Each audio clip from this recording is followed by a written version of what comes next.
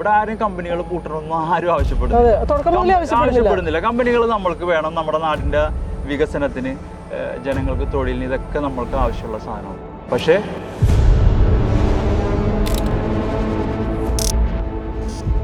നമ്മൾക്ക് ഒരിക്കൽ പോലും ഞങ്ങൾ ആരും പറഞ്ഞിട്ടില്ല വ്യവസായങ്ങൾ വേണ്ട എന്ന്. ഞങ്ങൾ 30 കൊല്ലത്തെ ഞങ്ങളുടെ സമരത്തിന്റെ ചരിത്രം എടുക്കുമ്പോൾ ഒരിക്കൽ പോലും ഒരു കമ്പനി അടച്ചുപൂട്ടണമെന്ന് ആവശ്യപ്പെട്ടിട്ടില്ല. ആരെയും നമ്മൾ ശത്രുപക്ഷത്ത് നിർത്തിക്കൊണ്ട് ഇതിനെ പരിഹരിക്കാൻ കഴിയില്ല എന്നുള്ളൊരു ബോധ്യവും ഞങ്ങൾക്കുണ്ട്. ഒരു 25 വർഷത്തെ കാലത്തിനുള്ളിൽ 300-ലധികം മത്സ്യക്കുരുതി പെരിയാർ സംഭവിച്ചിട്ടുണ്ട്. എൻവയോൺമെൻ്റൽ ഇഷ്യൂസ് എന്ന് പറയുന്നത് നമ്മൾ ഐഡൻറ്റിഫൈ ചെയ്യുന്നത് വളരെ ലേറ്റായിട്ടായിരിക്കും. വളരെ സ്ലോ പ്രോസസ്സാണ്.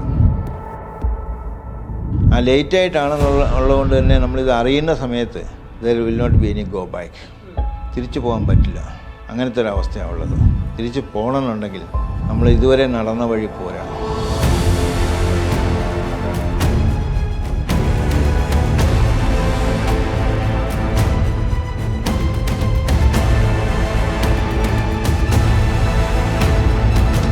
എങ്ങനെയെങ്കിലും ഈ മക്കളൊക്കെ ജീവിച്ചു പോട്ടെ, ഒരു 10-75 വയസ്സ് വരെയും ജീവിക്കട്ടെ എന്നാണ്. ജീവിക്കോ? എനിക്ക് എന്ത് സംഭവിച്ചാലും വേണ്ട, മക്കൾക്ക് ഒന്നും വരാണ്ടിരുന്ന വെച്ചാൽ അത്ര പ്രാർത്ഥന കൊണ്ട് ജീവിക്കട്ടെ.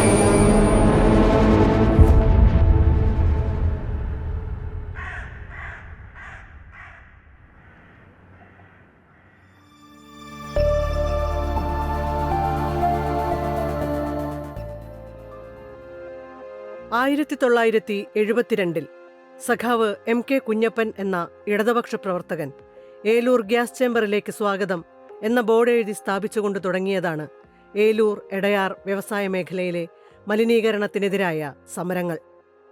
52 വർഷങ്ങൾക്കിപ്പുറവും ഈ വ്യവസായ മേഖല കൊച്ചി എന്ന മെട്രോ നഗരത്തിൽ നിന്ന് ഏറെ ദൂരെയൊന്നുമല്ലാതെ രോഗാതുര ജനതയുടെ ഗ്യാസ് ചേംബറായി ജീവിച്ചിരിക്കുന്നു എന്ന തലക്കെട്ടും താങ്ങി ജീവിച്ചിരിക്കുന്നു. ഇടയ്ക്കിടെ കൂട്ടമരണം സംഭവിക്കുന്ന മത്സ്യങ്ങൾ ഉൾപ്പെടെയുള്ള ജലജീവികളുടെ ചാവുനിലമായി മാറിയിട്ടുണ്ട് രാസകോക്ടെയിലായ പെരിയാർ.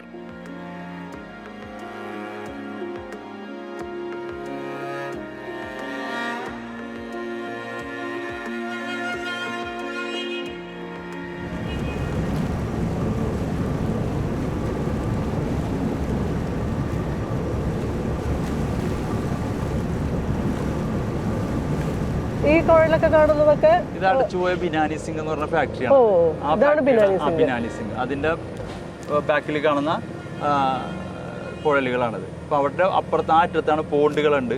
അതൊക്കെ വേസ്റ്റ് അല്ലേ? അതെ. അത് സുഡ്കമി എന്ന് പറയുന്ന ഒരു കമ്പനിയുടെ ഓതറൈസ്ഡ് ഔട്ട്ലെറ്റ് കൊടുത്തിരിക്കുന്നതാണ്. രാത്രി ഇതിൽ കൂടി ഭീകരമായ രീതിയിലെ മാലിന്യം എന്നുള്ളത് ഈ മത്സ്യക്കുരുതിയിലകത്ത് പ്രധാനമായിട്ടുള്ളൊരു വില്ലനാണ് ആ കമ്പനി എന്ന് പറഞ്ഞിട്ടുണ്ടെങ്കിൽ. ഇത് സുഡ്കമിയുടെ ആണത്. ഇപ്പൊ സുഡ്കമിയുടെ ഈ വെള്ളം, താഴ്ത്ത് വീണ വെള്ളം അവിടെ നിന്ന് എടുത്ത് പരിശോധിച്ചാലാണ് ഇപ്പൊ ഒരു ചാനൽ പുറത്ത് വിട്ടിട്ടുള്ളത്. ഭീകരമായ രീതിയിൽ രാസമാലിന്യം കണ്ടെത്തിയിട്ടുള്ളത്. അത് ഇവിടെ നിന്ന് നമ്മൾ ഈ വഞ്ചി തന്നെ പോയി എടുത്തിട്ടുള്ളതാണ്.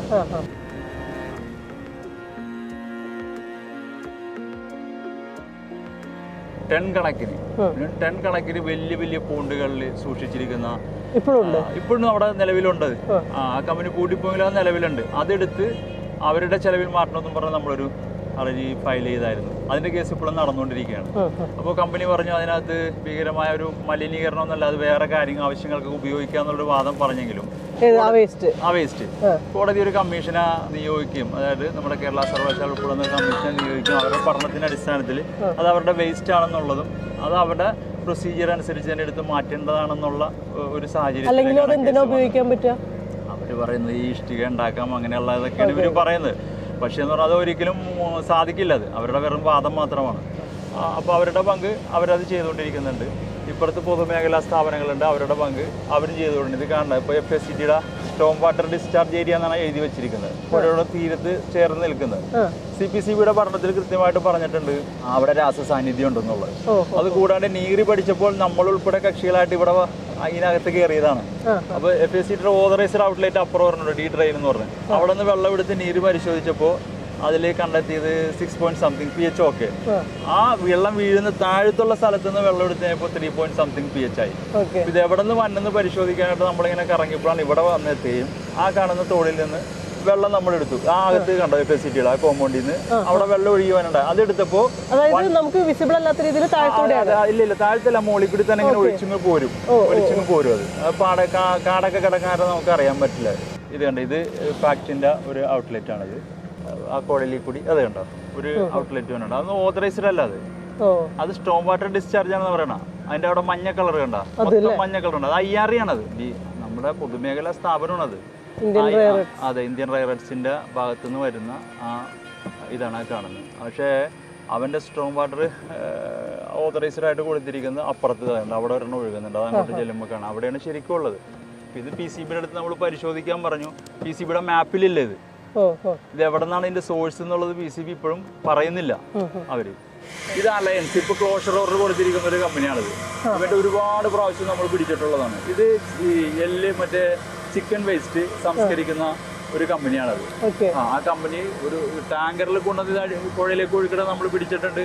ഇവിടെ ഒരു കുഴലുണ്ടായിരുന്നു, ഇപ്പൊ അതെടുത്ത് മാറ്റിയതാണ്. വെള്ളം എടുക്കാന്നുള്ള രീതിയിൽ കുഴൽ വെച്ചിട്ട് അവിടെ നിന്ന് ഇങ്ങോട്ട് പ്രഷർ ചെയ്ത് ഇങ്ങോട്ട് മാലിന്യം തള്ളുന്നത് പിടിച്ചിട്ടുണ്ട്. ഇതെല്ലാം ഈ കമ്പനികൾ ചെയ്തുകൊണ്ടിരിക്കുന്നതാണ്.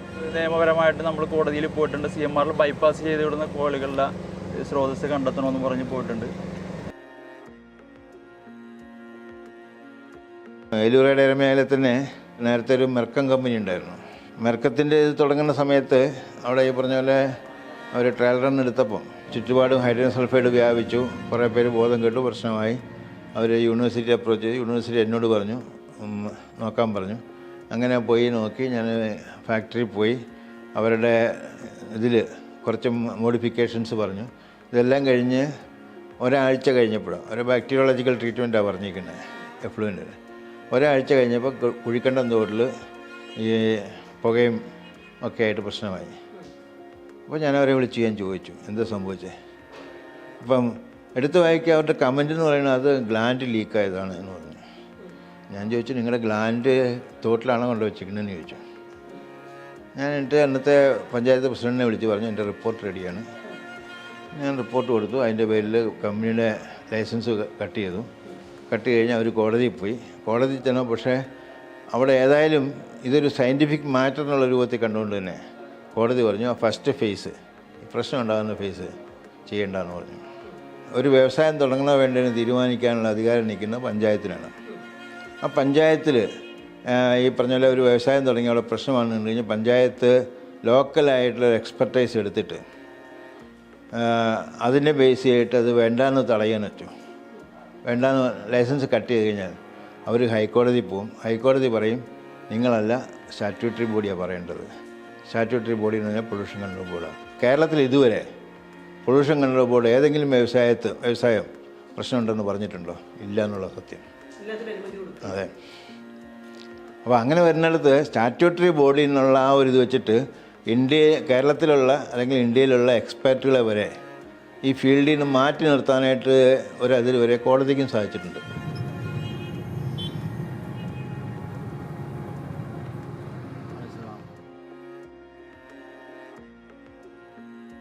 ഇപ്പോൾ CMRലായിട്ട് ബന്ധപ്പെട്ടിട്ട് മുഖ്യമന്ത്രിയുടെ ഓഫീസും മുഖ്യമന്ത്രിയുടെ മകളുടെ കമ്പനിയായിട്ടുള്ള എക്സാലോജിക്കുമായിട്ടുള്ള ബന്ധപ്പെട്ടിട്ടുള്ള ഈ വിഷയങ്ങളൊക്കെ നടക്കുന്നുണ്ട്. അവരുടെ കമ്പനിയായിട്ട് സർക്കാരിനൊരു ബന്ധമില്ലാന്ന് സ്ഥാപിക്കാനാണല്ലോ ഭരണകൂടം ശ്രമിച്ചുകൊണ്ടിരിക്കുന്നത്. പക്ഷേ CMRലിൻ്റെ ഒരു ക്രെഡിബിലിറ്റി എത്രത്തോളം മോശമാണെന്ന് നമുക്ക് പണ്ട് തൊട്ടേ അറിയാം. ആ ഒരു കമ്പനിയായിട്ട് ഒരു തരത്തിലുള്ള ആലോചന ഇല്ലാതെയാണോ അതോ ഇതിനകത്ത് ഈ കേസും എക്സാലോജിക്കുമായിട്ടുള്ള സാധനങ്ങളും മുഖ്യമന്ത്രിയുടെ മകൾ ഈ കേസിനകത്തേക്ക് വരുന്നു അത് തമ്മിൽ ബന്ധമുണ്ടെന്ന് തോന്നുന്നുണ്ടോ? അതുണ്ടല്ലോ, തീർച്ചയായിട്ടും ബന്ധമുണ്ട്. ഒരു ഭാഗത്ത് കുറേ ആളുകൾ പറയുമ്പോൾ കരിമണൽ അവിടെ ഖനനമായിട്ടാണെന്ന് അവർ വാദിക്കുമ്പോൾ നമ്മളിവിടെ കൃത്യമായിട്ട് പറയും അവിടെ കരിമണൽ കൊണ്ടുവന്നാലും പ്രോസസ്സ് ചെയ്യുന്നത് ഇവിടെയുണ്ട്. പെരിയാറുമായിട്ട് കുറേ ബന്ധങ്ങൾ ആ വിഷയത്തിനകത്തുണ്ട്. ഈ കമ്പനിക്ക് എന്ന് പറഞ്ഞിട്ടുണ്ടെങ്കിൽ വർഷങ്ങളോളം ഏറ്റവും നല്ല കമ്പനി എന്നുള്ള ഏറ്റവും നന്നായിട്ട് പ്രവർത്തിക്കുന്നുള്ള കമ്പനി എന്നുള്ള അവാർഡ് കൊടുത്തുകൊണ്ടിരുന്ന ഒരു കമ്പനിയാണ് സർക്കാർ. അത് ഈ സർക്കാർ മാത്രമല്ല, മറ്റ് കഴിഞ്ഞ സർക്കാർ എല്ലാ സർക്കാരുകളും മാറി മാറി വരുമ്പോൾ അതങ്ങനെ തന്നെയാണ് പോയിക്കൊണ്ടിരുന്നതെന്ന് പറഞ്ഞിട്ടുണ്ടെങ്കിൽ. CMRല്ല ഓതറൈസ്ഡ് കുഴലിൽ കൂടി ചുമന്ന വെള്ളം പുഴയിലേക്ക് ഒഴുകിക്കൊണ്ടിരിക്കുകയാണ്. ഉണ്ടോ CMRലിൻ്റെ ഔട്ട്ലെറ്റ് വെള്ളത്തിൻ്റെ കളറാണിത്. ഇതാണ് CMRയുടെ ഓതറൈസ്ഡ് ഔട്ട്ലെറ്റ് കൂടി ഒഴുകണ ശുദ്ധജലം.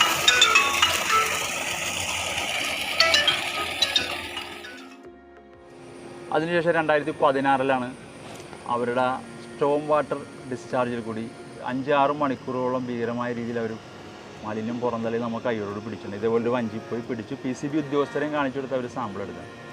ആ ഒരു വർഷം കൂടി അവാർഡ് കൊടുത്തിട്ടാണ് പിന്നെ അതിൻ്റെ കുറച്ച് പ്രൊസീജിയേഴ്സൊക്കെ മുന്നോട്ട് പോയി പിന്നെ അവാർഡുകൾ അവിടെ പെൻഡിങ് ആയിട്ടുള്ളതെന്ന് പറഞ്ഞിട്ടുണ്ടെങ്കിൽ.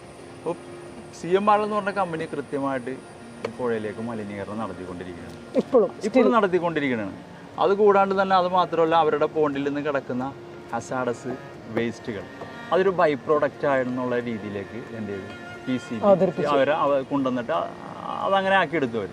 കാരണം സെയിം പ്രൊഡക്ഷൻ നടക്കുന്ന KMML എന്ന് പറയുന്ന കമ്പനിയുടെ ഓതറൈസ്ഡ് ഔട്ട്ലെറ്റിൽ കൂടി ഡിസ്ചാർജ് ചെയ്യുന്ന ആ വെള്ളത്തിൽ ഉണ്ടാകേണ്ട 12 ഘടകങ്ങളാണ് പരിശോധിക്കേണ്ടത്. CMRലും അങ്ങനെ തന്നെയായിരുന്നു. പക്ഷെ അത് 5 ആക്കി ചുരുക്കി കൊടുത്തു. ഒരു എൻവയോൺമെന്റ് ആക്ട് പ്രകാരം ഒരിക്കലും അങ്ങനെ ചെയ്ത് കൊടുക്കാൻ പാടില്ല, കൂട്ടാനേ പാടുള്ളൂ, കൂട്ടാൻ പാടില്ല, കുറക്കാൻ പാടില്ല. അപ്പൊ അതുൾപ്പെടെ നമ്മളെ 2016 ഇവരുടെ മലിനീകരണം പിടിച്ചപ്പോൾ വന്നിരുന്ന എൻവയോൺമെന്റ് എഞ്ചിനീയർ കൃത്യമായിട്ട് അതെല്ലാം വിശദീകരിച്ചുകൊണ്ട് PCBയുടെ ചെയർമാനും ബന്ധപ്പെട്ട അധികാരികൾക്കൊക്കെ കത്ത് കൊടുത്തിട്ടുള്ളതാണ്. പക്ഷേ നേരെ അദ്ദേഹത്തിന് ഇവിടെ നിന്ന് സ്ഥലം മാറ്റുകയും അദ്ദേഹത്തിന് ഭീകരമായ രീതിയിൽ പീഡിപ്പിക്കുന്ന ഒരു സാഹചര്യം മാത്രമാണ് അവിടെ ഉണ്ടായത്. PCBനെ ഇപ്പോഴും സംരക്ഷിച്ച് മുന്നോട്ട് പോകുന്നൊരു നിലപാടാണ് സർക്കാരിനുള്ളത്. സർക്കാർ മാത്രമല്ല ഇതിനകത്ത് പ്രതിക്കൂട്ടിൽ, പ്രതിപക്ഷം പ്രതിക്കൂട്ടിലാണ്. ഇപ്പോ ഈ വിഷയം പോലും പ്രതിപക്ഷം ഒന്നും മിണ്ടുന്നില്ല. മുഖ്യമന്ത്രി സഭയിൽ ഇത് അവതരിപ്പിച്ചല്ലോ, കുഫോസിന്റെ ഇങ്ങനെ റിപ്പോർട്ട് ഉണ്ടല്ലോ, ഇത്തരം വിഷയങ്ങളുണ്ടല്ലോ, പ്രതിപക്ഷം എന്താ വേണ്ടിയേക്കണത്? ഇപ്പോൾ ഈ എക്സാലോജിക്കിന്റെ പ്രശ്നങ്ങളും മറ്റു വിഷയങ്ങളൊക്കെ വന്നപ്പോൾ ഒരു മാത്യു കുഴൽ നാടൻ മാത്രമാണ് സംസാരിക്കുന്നത്. എന്താണെന്ന് നമുക്കറിയില്ല.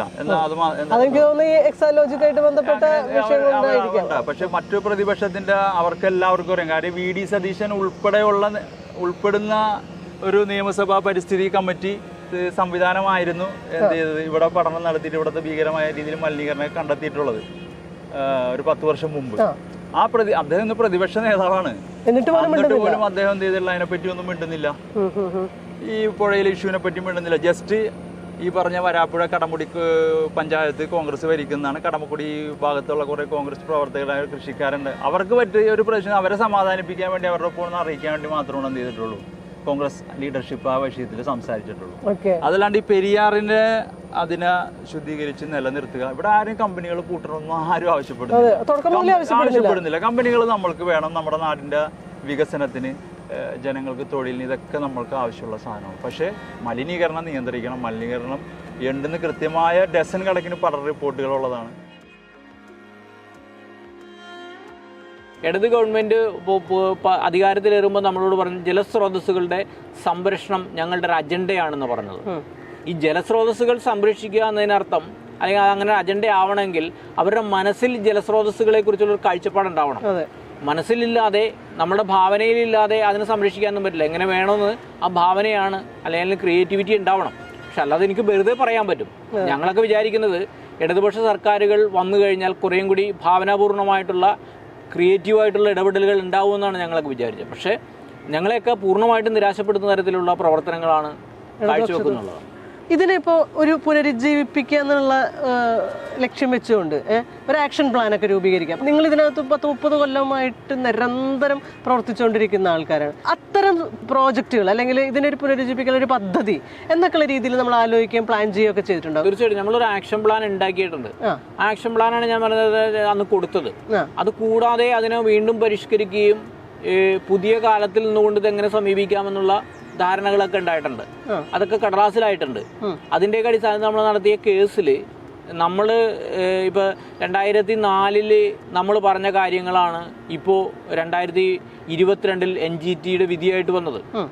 അതായത് സീറോ ഡിസ്ചാർജ് കൈവരിക്കണമെന്നും ഡൈക്ക് വാളും നിരീക്ഷണ പാതയും വേണമെന്ന് നമ്മൾ 2004 മുതൽ ആവശ്യപ്പെടുന്ന കാര്യങ്ങളാണ്. ആ ആവശ്യങ്ങളാണ് ഒരു ഉന്നതാധികാര ട്രിബ്യൂണൽ വിധിച്ചിട്ടുള്ള അവരുടെ ഫൈനൽ വെർഡിക്റ്റായിട്ട്, അന്തിമ വിധിയായിട്ട് അവർ പറഞ്ഞത് ഇതാണ്.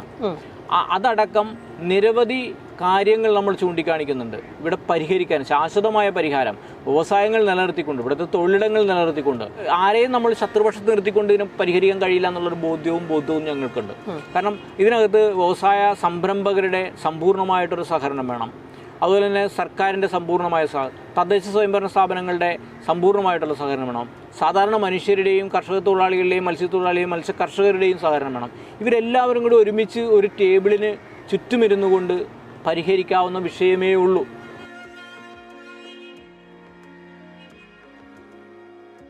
CMR-ന്റെ ആണ് അതാ കൂടുതൽ കാണാൻ നേരെ കാണുന്ന കമ്പനിയൊക്കെ CMR. ഇത് അവിടെ ഒരു ഈ പറയണ റബ്ബർ കമ്പനിയാണ്. ആ കമ്പനി അതൊക്കെ ഇതേ പുകയൊക്കെ വരണുണ്ട് കേട്ടോ. അവരിപ്പോൾ അടിച്ചു വിട്ടിട്ടുണ്ട് പുക. ഇത്തിരി മുമ്പ് വിട്ടതൊക്കെയാണ് അത് വരും. അതും ഇങ്ങനെ കറുത്ത് ഇങ്ങനെ വരും. 3 മണിയാകുമ്പോ പിന്നെ മഴ വരുമ്പോ ആരും ശ്രദ്ധിക്കില്ല. ഭയങ്കര പുകയും അതും ഇതൊക്കെയാണ്. പിന്നെ രാത്രി സന്ധ്യ ആവുമ്പോ ഇതൊക്കെയാണ് പരിപാടി. ഈ CMR-ന്റെ വേസ്റ്റും ഇതേപോലെ പമ്പ ശുദ്ധീകരണത്തിന് വേണ്ടിയിട്ട് ഉപയോഗിക്കാം. CMR-ന്റെ ഒരു ബൈ പ്രൊഡക്റ്റ് എന്ന് പറഞ്ഞിട്ടുള്ള ഒരു സാധനം ആണ്. അത് പമ്പ ശുദ്ധീകരിക്കാമെന്ന് പറഞ്ഞിട്ട് അവരവിടെ കൊണ്ടുപോയി. പക്ഷെ അതിനകത്ത് പമ്പയിൽ ഒരുപാട് പ്രശ്നങ്ങൾ ഉണ്ടായതുള്ളതാണ് ആ പഠനം അതിനെപ്പറ്റി അന്വേഷിക്കാൻ വന്ന കമ്മിറ്റി കണ്ടെത്തിയിട്ടുള്ളത്. അത് CMR-ന്റെ ഒരു വലിയൊരു പോണ്ട് പുഴയുടെ അരികത്തുണ്ട്. വലിയ പോണ്ട് എന്ന് പറഞ്ഞാൽ ഏക്കർ കണക്കിന് വരുന്ന പെരിയാറിന്റെ തീരത്ത് ഒരുപാട് ഹൈറ്റിൽ നിൽക്കുന്ന ഒരു പോണ്ടാണുള്ളത്. ആ പോണ്ടിൽ നിന്ന് ഇങ്ങോട്ട് മാലിന്യം പുഴയിലേക്ക് ഒലിച്ചിറങ്ങുന്നുണ്ടെന്നുള്ളത് കൃത്യമായിട്ട് പല പ്രാവശ്യം പറഞ്ഞിട്ടുള്ളതാണ്. ഇപ്പൊ നേരത്തെ പറഞ്ഞ CPCB-യുടെ പഠന റിപ്പോർട്ടിനകത്ത് അതിനകത്ത് കൃത്യമായിട്ട് പറയുന്നുണ്ട് അത് ഹസാഡസ് വേസ്റ്റ് ആണത്. അത് ഹസാഡസിൽ നിന്ന് മാറ്റി കൊടുത്തിട്ടുണ്ട്. അത് പുനഃപരിശോധിക്കണമെന്നും അതിന്റെ തീരത്ത് ആ പോണ്ട് തന്നെ ഒരു സുരക്ഷ ഉണ്ടാകുന്ന സംവിധാനത്തിൽ ഒരു ഡൈക്ക് വാൾ ഉണ്ടാക്കണമെന്നുള്ളതൊക്കെ അതിനകത്ത് പറഞ്ഞിട്ടുണ്ട്. പക്ഷെ ഇതൊന്നും പുനഃപരിശോധിക്കാനോ അതല്ലെങ്കിൽ നടപടികൾ എടുക്കാനോ ഇതുവരെ നമ്മളുടെ PCB-യോ സർക്കാരോ ഒന്നും തന്നെ തയ്യാറായിട്ടില്ല. അങ്ങനെ ആ റിപ്പോർട്ട് വന്നപ്പോൾ പോണ്ടി കിടക്കുന്ന മാലിന്യങ്ങൾ ഒരുപാട് കയറ്റിക്കൊണ്ടുപോകാൻ നേരത്ത് നമ്മളത് തടഞ്ഞു. റോട്ടിൽ വെച്ചിട്ട് തടഞ്ഞിട്ട് PCB-യുടെ അടുത്ത് വന്ന് സാമ്പിൾ എടുക്കാൻ പറഞ്ഞിട്ട് തടഞ്ഞു. ഏലൂരുകാരുടെ ആരോഗ്യത്തോടെ ജീവിക്കാനുള്ള അവകാശത്തെ, ശുദ്ധവായു ശ്വസിക്കാനും നല്ല വെള്ളം കുടിക്കാനുമുള്ള മനുഷ്യന്റെ അടിസ്ഥാന അവകാശത്തെ, മണ്ണിൽ കൃഷി ചെയ്യാനും പുഴയിൽ നിന്ന് മാലിന്യമില്ലാത്ത മീൻ പിടിച്ച് ജീവിക്കാനുമുള്ള അവകാശത്തെ, അവിടെയുള്ള പലതരം വ്യവസായശാലകൾ തങ്ങളുടെ ലാഭക്കൊതി കൊണ്ട് മാത്രം അട്ടിമറിക്കുന്നു എന്ന യാഥാർത്ഥ്യം പൊതുസമൂഹം വേണ്ട രീതിയിൽ ഇനിയും മനസ്സിലാക്കിയിട്ടില്ല. പുകയും പൊടിയും കൊണ്ട് ഞങ്ങൾക്ക് ഒട്ടും തന്നെ ജീവിക്കാൻ പറ്റാത്ത അവസ്ഥയാണ്. തല ഒട്ടും പൊങ്ങാറില്ല. എന്താ ഈ മണം ഇങ്ങോട്ട് വന്നു കഴിയുമ്പോൾ തലവേദനയും ഛർദിയാണ് വരുന്നത്. കുഞ്ഞുങ്ങൾക്ക് മിക്ക ദിവസങ്ങളിലും ഉണ്ടാകും. ഇപ്പം ഇച്ചിരി മുമ്പ് ഞങ്ങൾ അവിടെ നിന്ന് വന്നോളൂ, അമ്പലത്തിൽ നിന്ന് വന്ന് ഭക്ഷണം കഴിച്ചിരുന്നാണ്. അപ്പോഴേക്കും അപ്പോഴേക്കും മണം ഇങ്ങോട്ട് വന്നിട്ട് എനിക്ക് എങ്ങനെയെങ്കിലും ഒന്ന് കിടന്നാൽ മതി എന്നാണ് ചിന്ത. എനിക്ക് 63 വയസ്സായി എനിക്കിപ്പോൾ. അതിൻ്റെ ഇടയിൽ എത്രയോ പ്രാവശ്യങ്ങൾ എപ്പോഴും ഈ ശ്വാസം മുട്ടും കാര്യങ്ങളൊക്കെ ആയിട്ട് ഇങ്ങനെ ഈ പിള്ളേർക്ക് ഞങ്ങളെ കൊണ്ടു നടക്കാനേ നേരമുള്ളൂ. പിന്നെ ഈ പിള്ളേർ ഇപ്പോൾ ഞങ്ങളുടെ തലമുറ കഴിഞ്ഞു. ഇനിയിപ്പോൾ ഞങ്ങൾ 3-4 പെണ്ണുങ്ങൾ മാത്രമേ ഉള്ളൂ. അച്ഛനൊക്കെ ഇപ്പോൾ മരിച്ചു.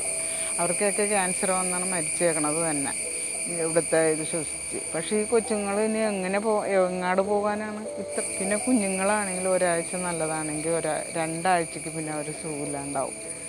ഇത് ശ്വസിച്ചിട്ടല്ലേ നിങ്ങൾ നടക്കണത്. ഇതുങ്ങളെ നമുക്ക് മാറ്റി നിർത്താനോ അങ്ങൊന്നും പോകാനോ ഒന്നും ഒരു നിവൃത്തിയില്ല. അപ്പം പിന്നെ ഞങ്ങളൊക്കെ എങ്ങനെ ജീവിക്കും? ഇപ്പം മഴ വന്നതിന് ശേഷം ഈ മഴ വന്നു കഴിയുമ്പോൾ തന്നെ അങ്ങോട്ട് അവർ വിടും. ഇട്ട് കഴിഞ്ഞാൽ നമുക്ക് അപ്പോൾ നമ്മളെല്ലാവരും അകത്തിരിക്കുകയാണല്ലോ. അതുകൊണ്ടാണ് അവരങ്ങനെ ചെയ്യുന്നത്. ഇപ്പോൾ ഈ ആഴ്ചകളായിട്ട് ഭയങ്കര ശല്യമാണ്. അവരെ ഞങ്ങൾ വിളിച്ചിട്ടുണ്ടെങ്കിൽ അവർ വരയില്ല. വന്നാലും 2 ദിവസത്തേക്കൊക്കെ മാറി നിൽക്കും. പിന്നെയും വീണ്ടും ഇതൊക്കെ തന്നെയാണ്. പിന്നെ ഞങ്ങൾ വേറെ എന്തെന്നാ പറയാനുള്ളത്? ഇതിക്കുള്ളിൽ ഞങ്ങൾ എന്ത് പറയണേ? ഇത് പറയാൻ തുടങ്ങിയിട്ട് ഒരു 30 വർഷത്തോളമായി പറഞ്ഞ് ഇറങ്ങി.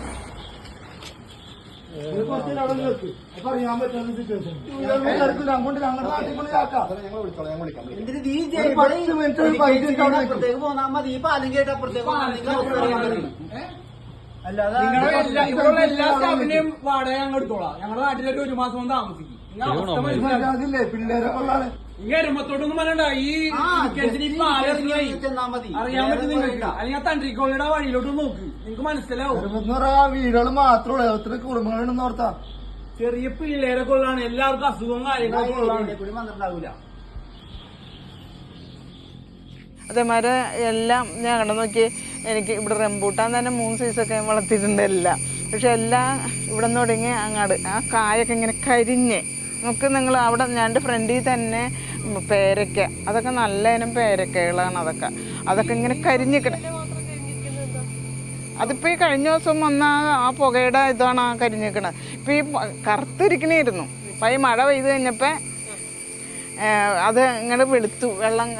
അപ്പോഴാണ് ഈ കളർ വന്നേക്കണത്. കണ്ട റംബൂട്ടാന് അതേതാണ്ട ആ പഴമൊക്കെ ഇതേമാതിരി തന്നെയാണ്. ഇതെല്ലാം ഇതൊക്കെ നമ്മൾ ജീവിക്കാൻ വേണ്ടിയിട്ട് ഉണ്ടാക്കണേ. പാടുണ്ടായിട്ടൊന്നുമില്ല. എന്നാലും ഞാൻ ആളെ നിർത്തും, ഞാനും കൂടെ നിന്നാണ് ഇതൊക്കെ ചെയ്യുന്നത്. പക്ഷേ ഇതെല്ലാം കറുത്ത കളറായിരുന്നു. ഒറ്റ കായെങ്കിലും നല്ലോണം കിട്ടൂല, 2-3 കിട്ടുള്ളൂ. കണ്ട ഒക്കെ കറുത്ത് കരിഞ്ഞ് വീഴൊന്നും ഞങ്ങൾക്ക് കാവലായിട്ട് ഞങ്ങൾക്ക് ഫലം കഴിക്കാൻ പറ്റാത്ത അവസ്ഥയിൽ. ഇത് തെങ്ങിൻ്റെ കണ്ട കറുത്ത് കരിഞ്ഞ് ഇങ്ങനെ അങ്ങോട്ട് ചുങ്ങിപ്പോകും അങ്ങോട്ട്. ഞങ്ങൾക്ക് പുറത്തുനിന്ന് ഒരു പെൺപിള്ളേരൊന്നും കിട്ടില്ല. കാര്യം ആര് വന്നാലും സ്ഥലം ഇതായതുകൊണ്ട് വന്ന അവർ രണ്ടാമത്തെ പ്രാവശ്യം ആദ്യം വന്നവരെ പോയി, പിന്നെ രണ്ടാമത്തെ പ്രാവശ്യം വരുമ്പോഴേക്കും ഈ മണവും എന്തെങ്കിലും അവർ പിടിച്ചെടുക്കും. മനസ്സിലായേ? അതേമാതിരി ആൺപിള്ളേർ ഞങ്ങൾക്ക് അങ്ങനെ കിട്ടാനായിട്ട് ഇവിടെ വരുമ്പോൾ പാതാളത്ത് വന്നു കഴിയുമ്പോൾ ഒക്കെ പോകും. അവർ കണ്ട് ഇഷ്ടപ്പെട്ട് എല്ലാം ഉറപ്പിച്ചൊക്കെ വന്നതാണ്. അവർ വന്ന് ഇറങ്ങിയപ്പോൾ തന്നെ ഭയങ്കര സ്മെല്ല്. അപ്പോൾ അവർ ആ കൊച്ചുങ്ങൾ പറഞ്ഞ് ഇവളെ അങ്ങോട്ട് കൊടുക്കാനായിട്ട് ഞങ്ങൾക്ക് സമ്മതമല്ല, അതുകൊണ്ട് നിങ്ങൾക്ക് ഇഷ്ടമുണ്ടെങ്കിൽ എന്താണെന്ന് അത് ചെയ്യും, ഞങ്ങൾക്ക് സമ്മതമല്ല എന്ന് പറഞ്ഞാൽ അങ്ങനെ ആ കല്യാണം ഒഴിഞ്ഞു പോയി. പിന്നെ ഇപ്പോൾ രണ്ടാമത് വന്നിട്ട് പറഞ്ഞാൽ കിട്ടി. രണ്ടാമത് പറഞ്ഞാൽ കിട്ടിയിട്ട് അത് വന്നില്ല, അത് ഇത് ഇഷ്ടപ്പെടുന്നില്ലെന്നുകൊണ്ട് അത് അതിൻ്റെ വീട്ടിലാണ്. ഒരു കൊച്ചുണ്ട്, വല്ലപ്പോഴും വരും. കല്യാണം കഴിച്ചിട്ടുണ്ട്, ആ കൊച്ചും ഇവിടെ ഇല്ല, അതും അവരുടെ വീട്ടിലേക്ക് കൊണ്ടുപോയി. ഞങ്ങൾക്ക് ഒരു കാരണവശാലും ഇവിടെ ജീവിക്കാൻ പറ്റാത്ത അവസ്ഥയാണ്. എൻ്റെ മോന് ഇത്തിരി ഇതിൻ്റെ ഇതൊക്കെ ഉണ്ട്, ശ്വാസം മുട്ടിൻ്റെ ഒരു ഇതുണ്ട്. അത് കാരണം എപ്പോഴും പറഞ്ഞ ഞാൻ ഇവിടുന്ന് പോകുമെന്ന് പറഞ്ഞിട്ട് പിന്നെ ഞാനുള്ള കാലം വരെ ഇവിടെ നിൽക്കും. ഞാൻ പറഞ്ഞു എൻ്റെ കാലം വരെ ഞാനിവിടെ ജീവിക്കും, എൻ്റെ കാലം കഴിയുമ്പോൾ അത് പൊയ്ക്കോളാൻ പറഞ്ഞു. അങ്ങനെ ഇവിടെ നിൽക്കണേന്ന്. എന്തെങ്കിലും ഒരു അസുഖം പുറകെ പോയാൽ മതി, അപ്പം തന്നെ അവന് കീർപ്പിടിക്കും. അത് കൊറോണയൊക്കെ ഭയങ്കര ഇതായിട്ട് അത് കഴിഞ്ഞിട്ട് പിന്നെ ഇപ്പോഴും അസുഖങ്ങൾ വരാറുണ്ട്. പിന്നെ ഞങ്ങളിങ്ങനെ പറഞ്ഞാൽ ഞങ്ങൾക്ക് പേടിയുണ്ടാകും.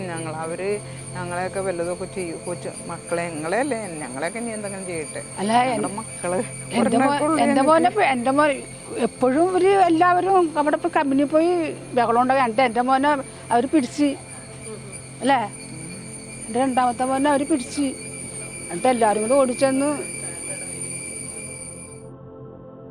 വ്യവസായശാലകൾ സ്വാഭാവികമായി ഏർപ്പെടുത്തേണ്ട മലിനീകരണ നിയന്ത്രണ ഉപാധികൾ ഏർപ്പെടുത്തുകയും മലിനീകരണ നിയന്ത്രണ ചട്ടങ്ങൾ പാലിക്കുകയും ഫാക്ടറികൾ അത് ചെയ്യുന്നുണ്ടോ എന്ന് പരിശോധിക്കേണ്ട മലിനീകരണ നിയന്ത്രണ ബോർഡും സർക്കാരും അവരുടെ ജോലി കൃത്യമായി ചെയ്യുകയും ചെയ്താൽ മാത്രം മതി ഒരു ജനതയ്ക്ക് അവരുടെ സ്വാഭാവിക ആവാസ വ്യവസ്ഥയെ തിരിച്ചുപിടിക്കാൻ.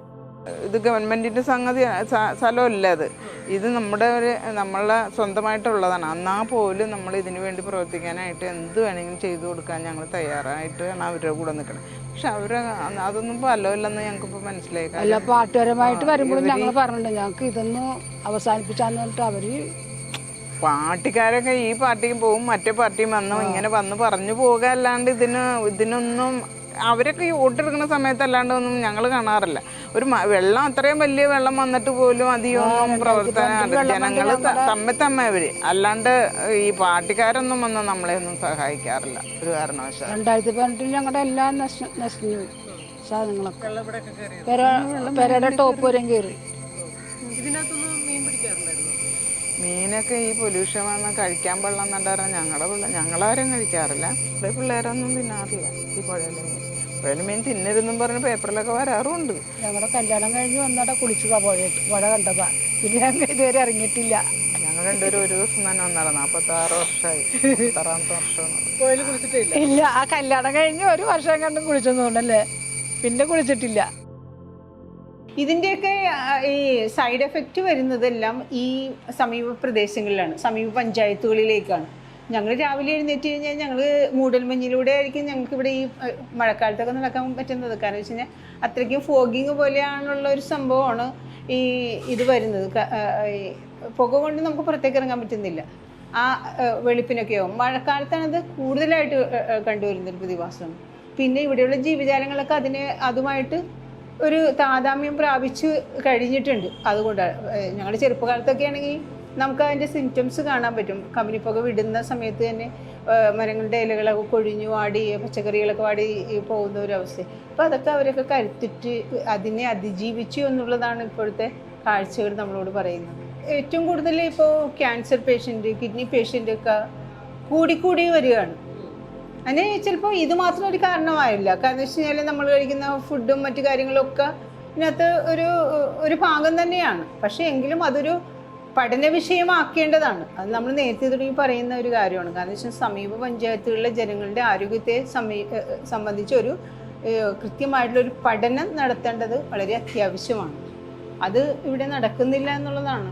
കാരണം ഈ കമ്പനികളിൽ ഇരിക്കുന്ന ആ സമീപത്തുള്ള ആളുകളെ മാത്രം വെച്ചുകൊണ്ടായിരിക്കും ഇവരിത് ചെയ്യുന്നത്. പക്ഷേ അവർ ഒരുപക്ഷെ അത്രയധികം എഫക്റ്റഡായിട്ട് തോന്നുന്നില്ല എനിക്ക് തോന്നുന്നു. കാരണം വെച്ചാൽ ഈ പുകകളും മറ്റു ഇതൊക്കെ പുറത്തേക്കല്ലേ വമിച്ചുകൊണ്ടിരിക്കുന്നു, ആ സ്പേസിലല്ലല്ലോ വരുന്നത്.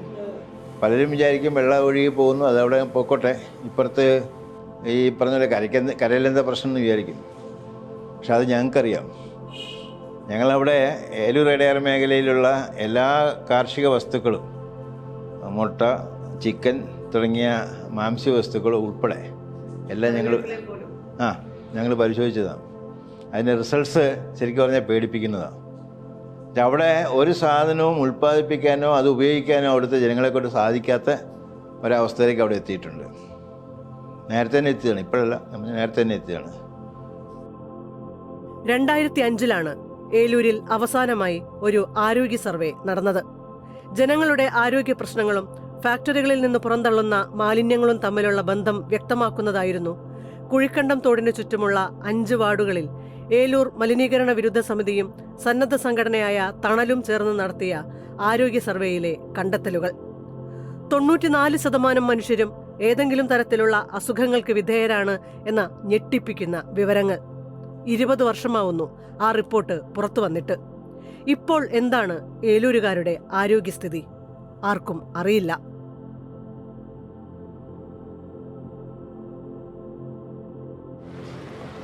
അങ്ങോട്ട് പോവല്ലേ? അത് നമ്മളുണ്ടാക്കിയ ബോട്ട് തന്നെയാണ്. മുകളിലും അടിയിലും ഓരോന്നുണ്ടാക്കിയതാ. നമുക്കിവിടെ 300 ചില്ലൻ വ്യവസായങ്ങളുണ്ട് ഇവിടെ. അതിനകത്ത് ആകെ കൂടി തൊഴിൽ ചെയ്യുന്നത് ഏകദേശം 5200ഓളം തൊഴിലാളികളാണ്. അത്രേ ഉള്ളൂ. അല്ലാണ്ട് 20,000 50,000 തൊഴിലാളികളൊന്നും ഇവിടെ പണിയെടുക്കുന്നില്ല. ഇപ്പൊ ഏറ്റവും വലിയ വ്യവസായ സ്ഥാപനം FICT ആണ്. അവിടെ 1000-ൽ താഴെ തൊഴിലാളികളല്ലേ ഉള്ളൂ. അത് അത്രയും തൊഴിലുള്ള സംഘടനകൾ, വേറെ തൊഴിലുള്ള സ്ഥാപനങ്ങൾ. ഇപ്പൊ DCCയിലാണെങ്കിൽ 600 പേരുണ്ടാവും.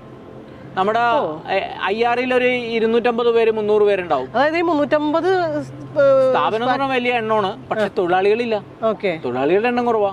ഇപ്പൊ CMRL എന്ന് പറഞ്ഞ കമ്പനിയിൽ ആകെ കൂടി 400 450 500 പേരുള്ളൂ. അപ്പൊ അതൊരു വലിയ വ്യവസായമാണ്. ഈ ലാർജ് സ്കെയിൽ വ്യവസായങ്ങളിൽ പോലും 1000-ൽ താഴെ തൊഴിലാളികളേ ഉള്ളൂ. ഇതെല്ലാം കൂടി കാണും. ബാക്കിയെല്ലാം തന്നെ 10 20 കമ്പനി പേര്, അല്ലെങ്കിൽ 10 പേര് 5 പേര് 2 പേരൊക്കെ വെച്ചുള്ള കമ്പനികളാണ്.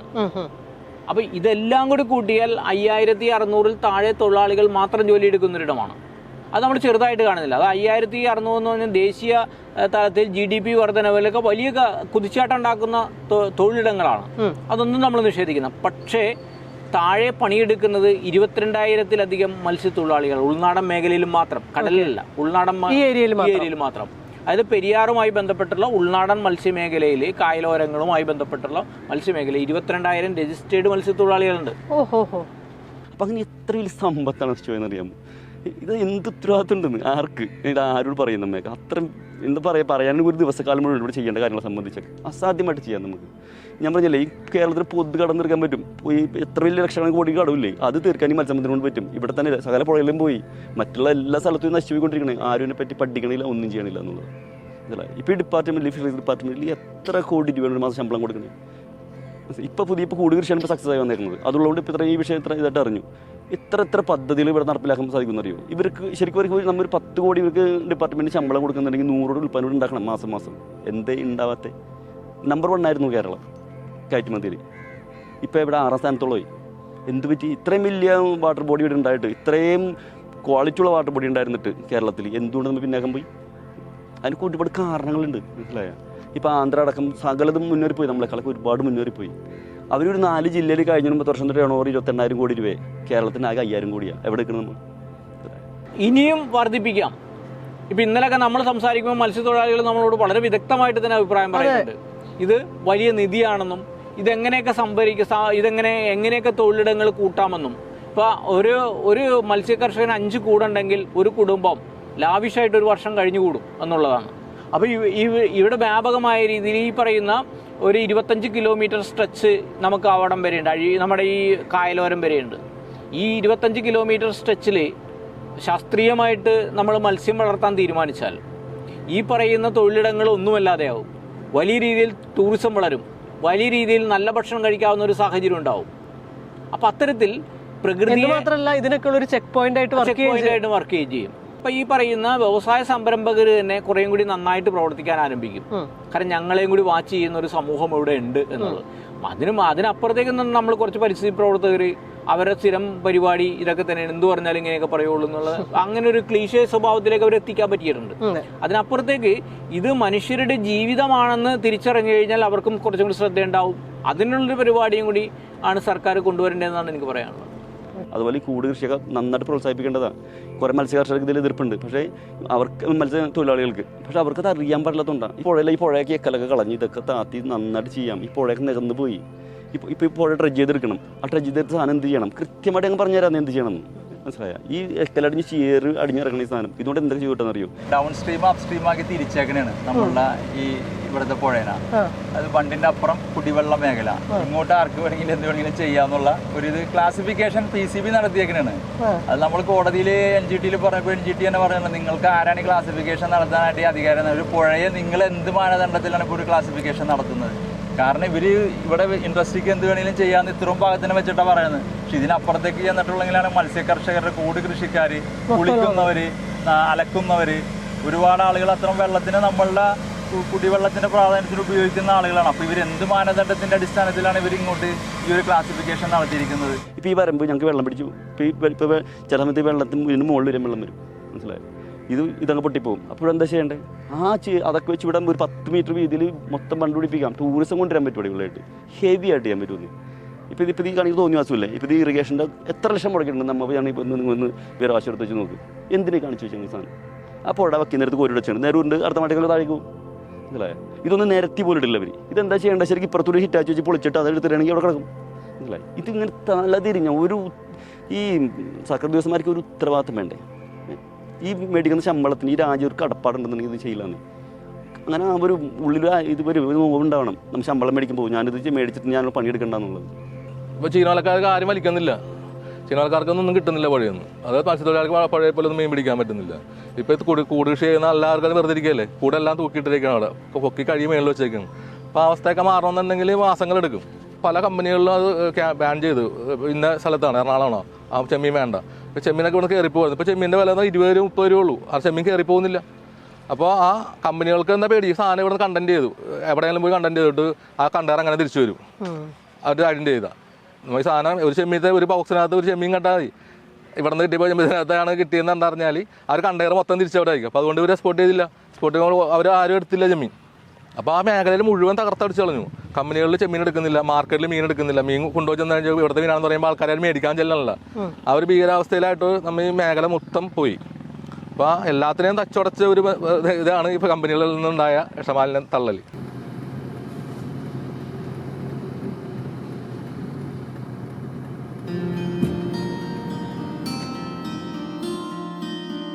ഏലൂർ എടയാർ മേഖലയിലെ വായുവും വെള്ളവും മണ്ണും മലിനീകരിക്കപ്പെട്ടതുമായി ബന്ധപ്പെട്ട് എത്രയോ ശാസ്ത്രീയ പഠനങ്ങൾ ഇതുവരെ നടന്നിട്ടുണ്ട്. 1999-2002 വരെയുള്ള കാലഘട്ടത്തിൽ ഈ പ്രദേശത്ത് ഗ്രീൻപീസ് നടത്തിയ പഠനത്തെ തുടർന്ന് കുഴിക്കണ്ടം തോട് പ്രദേശത്തെ ടോക്സിക് ഹോട്ട്സ്പോട്ടായി പ്രഖ്യാപിച്ചിരുന്നു.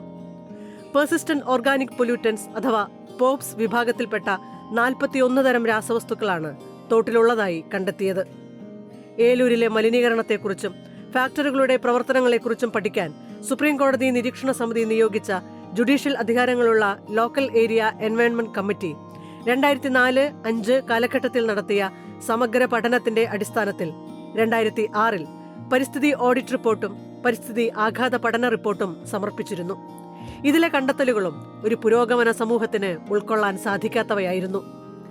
പൊതുമേഖലയിലും സ്വകാര്യ മേഖലയിലും പ്രവർത്തിക്കുന്ന HIL, IRE, Binani Singh, CMRL, മെർക്കം, TCC, FACT തുടങ്ങിയ വലിയ കമ്പനികളാണ് മലിനീകരണ നിയന്ത്രണ ചട്ടങ്ങൾ പാലിക്കാതെ പ്രവർത്തിക്കുന്നതിൽ മുൻപന്തിയിൽ നിൽക്കുന്നത് എന്നതായിരുന്നു സമിതിയുടെ കണ്ടെത്തൽ.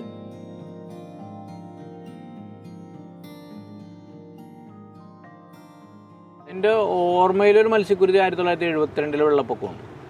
72, അന്ന് എനിക്ക് 6 വയസ്സുള്ളൂ. 72 അപ്പം അന്ന് ഞങ്ങളുടെ വീട്ടിലൊക്കെ വെള്ളം കയറുന്ന ഒരവസ്ഥയിൽ വെള്ളം മുറ്റത്തൊക്കെ വന്ന് ആ പറമ്പിലൊക്കെ മത്സ്യങ്ങൾ ചത്തു പൊങ്ങുന്ന ഒരു അവസ്ഥയാണ്. തോട്ടിൽ ഞങ്ങളുടെ എല്ലാം നിറയെ തോടുകളുള്ളൊരു സ്ഥലവും കൂടിയാണ്. അപ്പോൾ അവിടെയൊക്കെ മീനുകൾ ചത്ത് പൊങ്ങുന്നുണ്ട്. അതാണ് എൻ്റെ ഓർമ്മയിൽ ആദ്യത്തെ. അതിനുശേഷം വർഷങ്ങൾക്ക് ശേഷവും ഇങ്ങനെ അങ്ങനൊരു പ്രതിഭാസം കാണുന്നുണ്ട്. പക്ഷേ ഞങ്ങളൊക്കെ പരിസ്ഥിതി പ്രവർത്തനത്തിലേക്ക് വളരെ കൃത്യമായിട്ട് ഇടപെട്ട് തുടങ്ങിയപ്പോൾ 90 മുതൽ ഇടപെട്ട് തുടങ്ങി. ആ കാലത്തൊക്കെ മത്സ്യക്കുരുതി സംഭവിക്കുന്നു, നിറം മാറ്റം സംഭവിക്കുന്നുണ്ട്. പക്ഷെ 98 ഞങ്ങളെ ഞെട്ടിച്ച തരത്തിൽ ഒരു മത്സ്യക്കുരുതി ഉണ്ടാകുന്നത്. അന്ന് ഇതുപോലെ തന്നെ നമ്മുടെ മുളവകാട് വരെയുള്ള മേഖലയിലെ മത്സ്യങ്ങൾ ചത്തുപൊങ്ങി. അത്ര രൂക്ഷമായ ഒരു മത്സ്യക്കുരുതിയായിരുന്നു. അന്നത്തെ സർക്കാർ തന്നെ 5 കോടി രൂപയുടെ മത്സ്യനാശമാണ് അന്ന് പെരിയാറിൽ സംഭവിച്ചതെന്ന് പറഞ്ഞത്. ഞങ്ങളുടെയൊക്കെ പിന്നീട് ഭയങ്കര സമരങ്ങൾ നടന്നു. ഞങ്ങളുടെ സമരസമിതി ഉണ്ടാകുന്നുണ്ട്. പെരിയാർ മലിനീകരണ സമിതി 98 അതിനെ തുടർന്ന് രൂപീകരിക്കുന്നു. ആ കാലം മുതൽ ഇന്നേ വരെയും ഏതാണ്ട് 300ഓളം മത്സ്യക്കുരുതികൾ നടന്നിട്ടുണ്ട്. അതിനകത്ത് ഓരോ വർഷവും ചിലപ്പോൾ 10 നടക്കും, ചില സമയത്ത് 18 വരെ നടന്ന വർഷങ്ങളുണ്ട്. ഈ വർഷം ശരിക്കും പറഞ്ഞു കഴിഞ്ഞാൽ അതായത് ഒരു 25 വർഷത്തെ കാലത്തിനുള്ളിൽ 300-ലധികം മത്സ്യക്കുരുതി പെരിയാറ് സംഭവിച്ചിട്ടുണ്ട്. അതിനകത്ത് ഈ കുഞ്ഞൊന്നും നമ്മൾ എണ്ണിയിട്ടില്ല. അതായത് ഇവിടുന്ന് നമ്മുടെ FSCTയുടെ ഭാഗം വരെയുള്ള മത്സ്യങ്ങളൊക്കെ ചത്തുപൊങ്ങുന്നത് സാധാരണമാണ്. അതൊന്നും നമ്മളിങ്ങനെ കണക്കിലെടുക്കുക. അല്ലാത്ത മത്സ്യക്കുരുതികളാണ്. ഒരുവിധം നമ്മളുടെ ഡിപ്പോ കട വരെയും അല്ലെങ്കിൽ ഫെറി വരെയൊക്കെ എത്തുന്ന മത്സ്യക്കുരുതികളാണ് ഇത്രയും വലുതാകുന്നത്. അപ്പോൾ അങ്ങനെ പോകുന്നത് അതൊന്നും ചെറുതൊന്നും നമ്മൾ അറിയില്ല. മിക്കവാറും സംഭവിക്കുന്ന കാര്യങ്ങൾ. അപ്പം നമ്മൾ ചിലപ്പോൾ വലയിടാൻ പോകുന്ന ആളുകൾ അല്ലെങ്കിൽ നമ്മുടെ ചീനവലക്കാരും അല്ലെങ്കിൽ നമ്മുടെ വീശുവലക്കാരും ഒക്കെ പറയും, ഇന്ന് കുറേ മത്സ്യങ്ങൾ തന്നിട്ടാ. അപ്പം നമ്മൾ ചോദിക്കാം, ചത്തോ? ഇന്ന് ഉണ്ടായിരുന്നു, വെള്ളം വിട്ടിട്ടുണ്ട്, വെള്ളത്തിന് ഭയങ്കര മണം ഉണ്ടായിരുന്നു എന്നൊക്കെ അവർ പറയും. അപ്പോൾ അങ്ങനെയുള്ള മത്സ്യക്കുരുതികളൊന്നും ഈ എണ്ണത്തിൽ വരില്ല. അതല്ലാത്ത മേജർ 2023 7 പ്രാവശ്യം മത്സ്യക്കുരുതി നടന്നിട്ടുണ്ട്. അതിനകത്ത് ഒരെണ്ണം വലിയ മത്സ്യക്കുരുതിയായിരുന്നു. അത് വലിയ വ്യാപകമായ രീതിയിൽ ചത്തുപോയി, വലിയ മത്സ്യങ്ങളും ചെറിയ മത്സ്യങ്ങളും അടക്കം. ഈ വർഷം 8 നടന്നു, 9ാമത്തെയാണ് ഭീകരമായത്. 20-ാം തീയതി. അതിക്ക് മുമ്പ് ചെറുതും വലുതുമായത് ഇങ്ങനെ നടന്നു. അപ്പം നമ്മൾ ഈ സർവൈലൻസ് ബോട്ടൊക്കെ തയ്യാറാക്കുന്നതിൻ്റെ ഭാഗമായിട്ട് കഴിഞ്ഞ 5 മാസമായിട്ട് നമ്മൾ ഇവിടെയൊക്കെ പരിസരത്തൊക്കെ സ്ഥിരമായിട്ട് തന്നെയുണ്ട്. അപ്പോൾ അതുകൊണ്ട് അത് കൃത്യമായിട്ട് നമുക്ക്, അതുപോലെ തന്നെ ഈ 8 പ്രാവശ്യം ഇവിടെ നമ്മളിപ്പോൾ 4-5 പ്രാവശ്യത്തിലധികം ബണ്ടിന്റെ ഷട്ടർ പൊക്കി. ഈ ഷട്ടർ പൊക്കുമ്പോൾ എല്ലാം തന്നെ ഈ കറുത്ത ജലമാണ് ഒഴുകുക. കറുത്ത ജലം ഒഴുകി പോകുമ്പോൾ കുറേ ഭാഗങ്ങളിലെ മത്സ്യങ്ങൾ എപ്പോൾ എന്തായാലും ചാവും. അതിനപ്പുറത്തേക്ക് നമ്മളും വിചാരിച്ചത് അങ്ങനെ, ഷട്ടർ പൊക്കി ഇപ്പം ഡിപ്പോ വരെയുള്ള മത്സ്യങ്ങൾ അന്ന് ചത്തു. അപ്പം നമ്മൾ വിചാരിച്ചു ഇതെപ്പോഴും സംഭവിക്കുന്ന പോലെയാണെന്നാണ്. പക്ഷേ നമ്മളുടെ ആ ഒരു കണക്കൂട്ടലിനപ്പുറത്തേക്ക് വിഷജല പ്രവാഹം സംഭവിച്ചത് കൊണ്ടാണ് ഈ പ്രാവശ്യം ഇത്രയും ഭീകരമായ രീതിയിൽ മത്സ്യക്കുരുതി നടന്നെന്നുള്ളത്. അപ്പോൾ ഞാനതിനെ മത്സ്യക്കുരുതി എന്ന് വിശേഷിപ്പിക്കാൻ ആഗ്രഹിക്കുന്നില്ല. ഇതൊരു പാരിസ്ഥിതിക ദുരന്തമാണ്. ഒരു ഇക്കോസിസ്റ്റം ആകെ തുടച്ചു നീക്കപ്പെട്ട ഒരു സംഭവമാണ്. അത് നമുക്കൊരു മത്സ്യക്കുരുതിയായിട്ട് ചുരുക്കാൻ പറ്റില്ല. അതിനെ ചെറുതാക്കി കഴിഞ്ഞാൽ അർത്ഥം നമുക്ക് ഇക്കോളജിയായിട്ട് നമുക്കൊരു ബന്ധവുമില്ല, അല്ലെങ്കിൽ നമുക്ക് ഇക്കോളജി അറിയില്ല എന്നാണ്. കാരണം ഈ മത്സ്യങ്ങളെയൊക്കെ വേണമെങ്കിൽ നമുക്ക് കുറച്ച് കുഞ്ഞുങ്ങളെ കൊണ്ടുവന്നിട്ട് ഇവിടെ നമുക്ക് വിത്തുൽപാദനമൊക്കെ നടത്തി കുറച്ച് വലുതാക്കി എടുക്കാൻ പറ്റുമായിരിക്കാം. പക്ഷേ നഷ്ടപ്പെട്ട ഒരു ആവാസ വ്യവസ്ഥ പുനരുജ്ജീവിക്കാൻ എത്രയോ കാലമെടുക്കുമെന്നുള്ളൊരു സംഗതിയുണ്ട്. ഇതിനകത്തുള്ള സൂക്ഷ്മ ജീവികളും അതിനെ ജീവിക്കാനുള്ള ആവാസ വ്യവസ്ഥയും രൂപപ്പെടുന്നതെങ്കിൽ കുറെ കാലങ്ങൾ എടുക്കും. അത് എത്രത്തോളം നാശമാണ് അത് വർക്കൗട്ട് ചെയ്യാനുള്ള എൻവയറമെന്റൽ എക്കണോമിക്സ് എന്താണെന്ന് പോലും എനിക്കറിയില്ല. അത് കണക്കൂട്ടേണ്ട ഒരു കാര്യമാണ്. എത്രത്തോളം അതിന്റെ ഡെപ്തും അതിന്റെ മൂല്യവും കണക്കൂട്ടിയെടുക്കേണ്ട ഒരു, അതിന് വലിയ വിദഗ്ധ സംഘത്തിന്റെ സഹായം തന്നെ സർക്കാർ തേടേണ്ടതുണ്ട്. ഇത് 1 വർഷം കൊണ്ട് സംഭവിച്ച ആവാസ വ്യവസ്ഥ ശോഷണമല്ലെന്ന് ഓർക്കണം. ഞാൻ പറയുന്നത് ഒരു 30 കൊല്ലമായിട്ട് നമ്മുടെ കണ്ണിൽ സംഭവിക്കുന്ന ഒരു സംഭവമുണ്ട്. അപ്പോൾ ഇവിടുത്തെ പഠനങ്ങളിൽ വളരെ പ്രധാനപ്പെട്ട ഒരു പഠനം നമ്മുടെ കൊച്ചി യൂണിവേഴ്സിറ്റിയിലെ ഡോക്ടർ ഷൈജുവും മാർട്ടിനും ചേർന്ന് വിവിധ പഠനങ്ങളുടെ ഒരു കമ്പൈലേഷൻ റിപ്പോർട്ട് ഉണ്ടാക്കിയിരുന്നു. ആ കമ്പൈലേഷൻ റിപ്പോർട്ടിന്റെ പഠനപ്രകാരം ഇവിടെ ഈ മേഖലയിലെ സൂക്ഷ്മജീവികളുടെ എണ്ണത്തിൽ വലിയ കുറവ് സംഭവിച്ചിട്ടുണ്ട്. അതായത് നമ്മളുടെ പ്രാഥമിക ഉൽപാദകർ എന്നൊക്കെ പറയുന്ന, അല്ലെങ്കിൽ പ്രൈമറി പ്രൊഡ്യൂസേഴ്സ് എന്നൊക്കെ പറയുന്ന ഈ ജലജീവികൾക്ക് അല്ലെങ്കിൽ മത്സ്യങ്ങൾക്ക് ഭക്ഷണമാകുന്ന സൂപ്ലാങ്ക്ടൺ അല്ലെങ്കിൽ ഫൈറ്റോപ്ലാങ്ക്ടൺ വിഭാഗത്തിൽപ്പെടുന്ന സൂക്ഷ്മജീവികളുടെ എണ്ണത്തിൽ വലിയ ഇടിവ് സംഭവിച്ചതായിട്ട് പഠനം പറയുന്നുണ്ട്. അപ്പോൾ അത് ഈ പറയുന്ന രാസവിഷങ്ങളുടെ ഒഴുക്ക് മൂലം ഈ സൂക്ഷ്മജീവികൾക്ക് ഇവിടുത്തെ ജീവിക്കാൻ പറ്റാത്ത അന്തരീക്ഷം ഉടലെടുക്കുകയും പകരം അവർ പറയുന്നുണ്ട് പോളിക്കേറ്റ്സ് എന്ന വിഭാഗത്തിൽപ്പെടുന്ന വിഷജലത്തിൽ ജീവിക്കുന്ന സൂക്ഷ്മജീവികളുടെ എണ്ണം വർദ്ധിക്കുന്നു എന്നുള്ളത്. അപ്പൊ ഈ പോളിക്കേറ്റ്സ് വിഭാഗത്തിൽപ്പെടുന്ന അല്ലെങ്കിൽ അത്തരം സൂക്ഷ്മജീവികൾ വിഷജലത്തിൽ ജീവിക്കുന്ന അതിന് സർവൈവ് ചെയ്യുന്ന ജീവികൾ ഉണ്ടാവുക എന്നതിനർത്ഥം സാവധാനത്തിൽ ഇതൊരു ചാവ് നിലമായിട്ട് മാറുന്നു എന്ന് തന്നെയാണ്. അപ്പൊ ഇതെന്താണ് സർക്കാർ കാണാത്തതെന്നാണ് നമ്മുടെ ഏറ്റവും പ്രധാനപ്പെട്ട ചോദ്യം. അല്ല, പ്രധാനപ്പെട്ട കാര്യങ്ങൾ പോലും കാണുന്നില്ല എന്ന് മാത്രമല്ല, സൂക്ഷ്മതലത്തിൽ പോലുള്ള ഒരു അന്വേഷണത്തിന് പോലും തയ്യാറാകുന്നില്ല. നമ്മൾക്ക് ഒരിക്കൽ പോലും ഞങ്ങൾ ആരും പറഞ്ഞിട്ടില്ല വ്യവസായങ്ങൾ വേണ്ട എന്ന്. ഞങ്ങൾ 30 കൊല്ലത്തെ ഞങ്ങളുടെ സമരത്തിന്റെ ചരിത്രം എടുക്കുമ്പോൾ ഒരിക്കൽ പോലും ഒരു കമ്പനി അടച്ചുപൂട്ടണമെന്ന് ആവശ്യപ്പെട്ടിട്ടില്ല. എത്ര ക്രിമിനൽ വ്യവസായമാണെങ്കിലും നമ്മൾ നിലനിർത്തണം എന്നാണ് പറയുക. ഇവിടുത്തെ വ്യവസായികൾക്ക് പല വ്യവസായികളും ക്രിമിനൽ സ്വഭാവമുള്ള ആളുകളാണ്. അതായത് പ്രകൃതിയോടോ ചുറ്റുപാടുള്ള മനുഷ്യരോടോ ഒരു തരത്തിലുള്ള പരിഗണനയില്ലാതെ സ്വന്തം ലാഭം മാത്രം കണക്കാക്കിക്കൊണ്ട് മനസ്സിലാക്കിക്കൊണ്ട് പ്രവർത്തിക്കുന്ന ആളുകളെയാണ് ഞാനൊക്കെ ക്രിമിനൽ എന്ന് വിളിക്കുക. സഹജീവികളോട് യാതൊരു പരിഗണനയില്ലാത്ത ആളുകൾ. അത്തരം വ്യവസായികളോട് പോലും നമ്മൾക്കൊരു ശത്രുതാ മനോഭാവമില്ല. അവരൊക്കെ നന്നാവണമെന്ന് തന്നെയാണ് ആഗ്രഹം. അത് നന്നാവണമെന്നുണ്ടെങ്കിൽ സർക്കാരിൻ്റെ ഇടപെടലുണ്ടാവണം. സർക്കാർ സംരംഭങ്ങൾ മാത്രം വിളിച്ചു വരുത്തിയാൽ പോരാ, ആ സംരംഭങ്ങൾ നിലനിർത്തുകയും ചുറ്റുപാടുള്ള ആവാസ വ്യവസ്ഥയും നിലനിർത്തണമെന്നുള്ള കാഴ്ചപ്പാടോടുകൂടി സമഗ്രമായിട്ടുള്ള ഒരു ഇടപെടലാണ് വേണ്ടത്. പക്ഷെ അത് സർക്കാരിൻ്റെ ഭാഗത്തു നിന്ന് ഉണ്ടാകുന്നില്ല എന്നുള്ളത് വളരെ കഷ്ടമാണെന്ന് പറയാനുള്ളൂ. ഇടമലയാറ് വരെയുള്ള, അതിനപ്പുറത്തേക്ക് ഞാൻ കിടക്കുന്നില്ല, അതുവരെയുള്ള എത്ര പഞ്ചായത്തുകളുണ്ടോ പഞ്ചായത്തുകൾ ഉൾപ്പെടെയുള്ളതിനെ കൂട്ടി ഇണക്കിക്കൊണ്ട് ഈ ഒരൊറ്റ ലക്ഷ്യം മാത്രം മുമ്പിൽ കണ്ടുകൊണ്ട് നമ്മൾ മൂവ് ചെയ്താൽ മാത്രമേ പറ്റുള്ളൂ. പെരിയാറ് പുനരുജ്ജീവിപ്പിക്കാനുള്ളത് അങ്ങനെ ചെയ്ത് കഴിഞ്ഞാൽ നടക്കാത്ത പ്രശ്നങ്ങളൊന്നുമല്ല. എന്നുവെച്ചാൽ ലോകത്തുള്ള ഒത്തിരി റിവറുകൾ ഇപ്പോൾ അങ്ങനെ മാറിയിട്ടുണ്ട്. മണി മാത്രമല്ല അവിടെ ഇഷ്യൂ, ഞാൻ പറഞ്ഞ മെൻറ്റാലിറ്റിയാണ്. വിഷൻ മാത്രമല്ല, ചെയ്യണം എന്നുള്ള തോന്നൽ, ആ ഒരു താല്പര്യമുണ്ടല്ലോ, ആ ഒരു മെൻറ്റാലിറ്റി, അത് നമുക്കിവിടെ ഉണ്ടായാലേ പറ്റുള്ളൂ. മണി വരും. ഇവിടെ എറണാകുളത്ത് ജില്ലയിലുള്ള എല്ലാ സംവിധാനങ്ങളും കൂടെ ഒരുമിച്ച് ചേരുമെന്ന് പറഞ്ഞു കഴിഞ്ഞാൽ ഇവിടെ എന്ത് വേണമെന്ന് വെച്ചാൽ അതിവിടെ എത്തും. പക്ഷെ അത് എത്തിക്കണമെന്നുണ്ടെങ്കിൽ അതിനൊരു കൂട്ടായ്മ വേണം. ആ കൂട്ടായ്മ പ്രവർത്തനത്തിനൊരു സംവിധാനം ഒരുക്കണം. അത് നമുക്ക് ഇൻഡിവിജ്വലായിട്ടോ അല്ലെങ്കിൽ ഒരു NGO എന്നുള്ള രൂപത്തിലൊക്കെ നമുക്ക് ചെയ്യുന്നതിന് ലിമിറ്റ് ഉണ്ട്. സ്റ്റേറ്റ് തന്നെ വരണം അതിന്, അല്ലാതെ പറ്റില്ലത്. റിവറുകളുടെ അവകാശം സ്റ്റേറ്റിനാണെന്നാണ്. അത് ഇടത് വലത് എന്നുള്ള വ്യത്യാസമൊന്നുമില്ല. ആരും തന്നെ ഈ പെരിയാറ് എന്ന് പറയുന്ന നദിയെ, നമുക്ക് ഇവിടുത്തെ കാര്യം പറഞ്ഞാൽ പെരിയാർ എന്ന നദിയെ പരിഗണിക്കുന്നതേ ഇല്ല എന്നുള്ളതാണ്. 2008 ആണ് VR കൃഷ്ണയ്യരുടെ വീട്ടിൽ വെച്ചിട്ട് ഒരു റിപ്പോർട്ട് നമ്മൾ അതായത് നദീതട അതോറിറ്റി രൂപീകരിക്കാൻ പറഞ്ഞുകൊണ്ട് നമ്മുടെ അന്നത്തെ ജലവകുപ്പ് മന്ത്രി പ്രേമചന്ദ്രനാണ്. അപ്പോൾ ആദ്യത്തെ ജലവകുപ്പ് മന്ത്രി എന്ന നിലയിൽ VR കൃഷ്ണയ്യർ, കേരളത്തിൻ്റെ ആദ്യത്തെ ജലവകുപ്പ് മന്ത്രി കൃഷ്ണയ്യരുടെ കയ്യിൽ നിന്ന് ഈ പുതിയ ഫിഷറീസ് ജലവകുപ്പ് മന്ത്രിയാണ് സ്വീകരിക്കുന്നത്. അന്ന് അദ്ദേഹം പറഞ്ഞ 6 മാസത്തിനുള്ളിൽ ഇത് നടപ്പാക്കുമെന്നാണ്.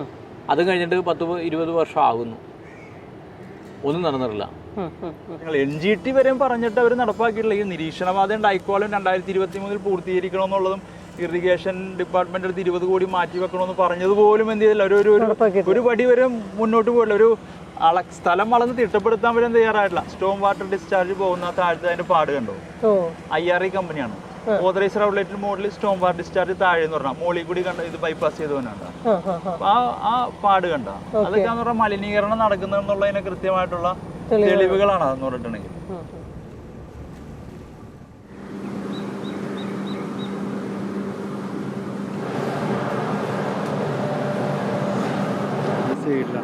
ഇതല്ല അപ്പുറത്തുനിന്ന് കമ്പനികളുണ്ട്, ആ വഴി വന്നിരിക്കും. ഇവരുടെ അല്ല, അവിടെ നിന്ന് ആ സൈഡിൽ കൂടി ഇങ്ങനെ എഴുതുന്നുണ്ട്. ഇത് വഴിയുണ്ട്, ഇത് വേറൊരു കമ്പനിയുടെ നമ്മൾ പാലത്തിൻ്റെ മുകളിൽ പോയിട്ട് ഇങ്ങനെ പോട്ടതാണ്.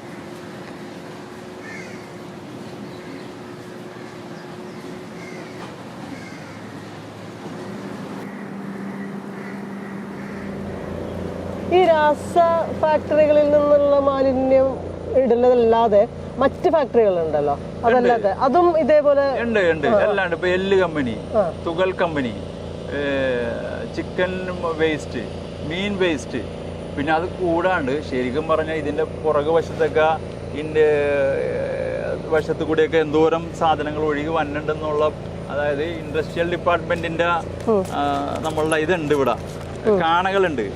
ആ കാണകളിൽ കൂടി തന്നെ ബൈപ്പാസ് ചെയ്യുന്ന കുറെ വിഷ്വൽസ് ഒക്കെ ഇപ്പൊ കിട്ടിയിട്ടുള്ളതാണ്. എന്താക്കും എന്താ മോനെ, ഇത് വേണോ ക്യാമറ തന്നെ കൂടെ തരട്ടെ? ഇത് വെച്ചോ വേണമെങ്കിൽ, ഇത് വെച്ച് മൂടിക്കും, ഞങ്ങൾക്ക് കൊടയുണ്ടല്ലോ. ശിവ പയ്യെ പോയാൽ മതി.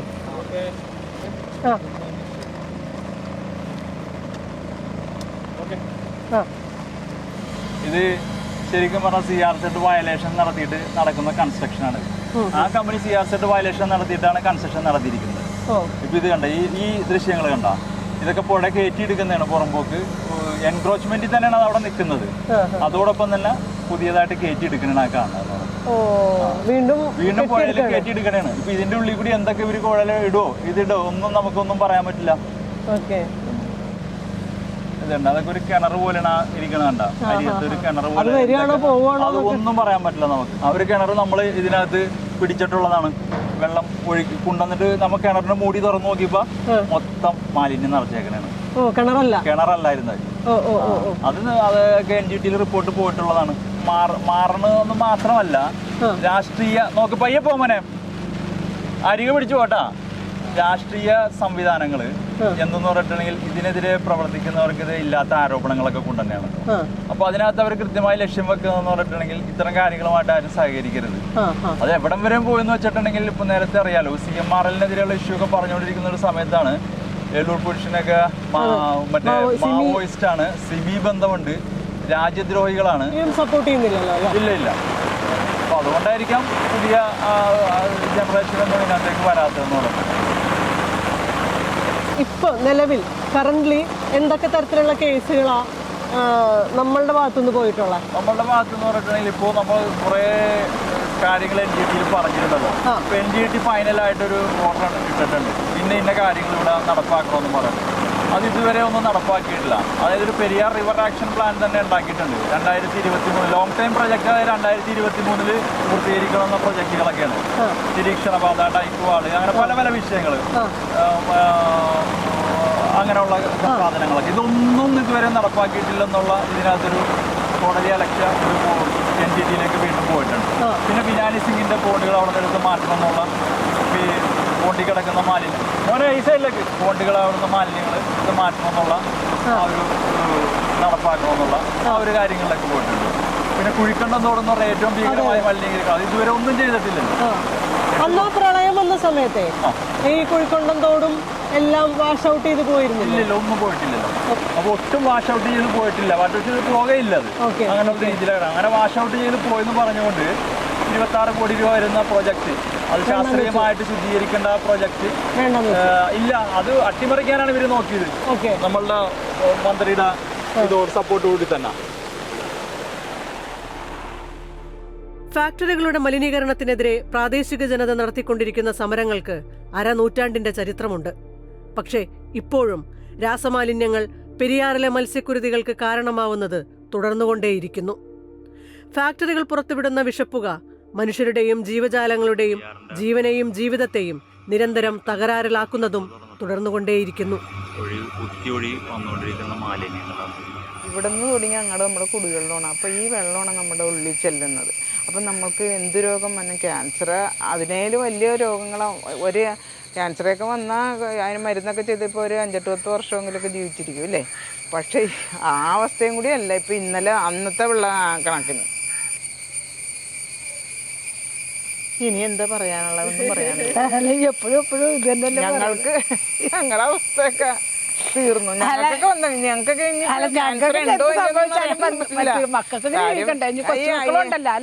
എന്താന്നാ ഞങ്ങളുടെ അച്ഛന് 3 മാസം ഞങ്ങൾ അറിഞ്ഞോളൂ ക്യാൻസർ ഉണ്ടെന്ന്. അറിഞ്ഞിട്ട് 3 മാസം വരെ ജീവിച്ചിരുന്നുള്ളൂ. അപ്പോഴത്തേനും ശരീരം മുഴുവനും ഫ്ലഡായി ആളാകപ്പോൾ തന്നെ അപ്പം തന്നെ അരിച്ചു. അങ്ങേരെ എപ്പോഴും പുഴയിൽ തന്നെയാണ്. അങ്ങേർക്കിത് എങ്ങനെ അറിയണേ ഉണ്ടായില്ല. പുഴയിൽ വെളുപ്പിനെ തുടങ്ങി പുഴയിൽ ഇങ്ങനെ നടക്കും. വഞ്ചിയും കൂടി തുഴഞ്ഞ് ഈ വെള്ളവും ഒക്കെ ഇനി ഉള്ളിൽ ചെന്നോ അങ്ങനെയൊക്കെ എന്നാവോ.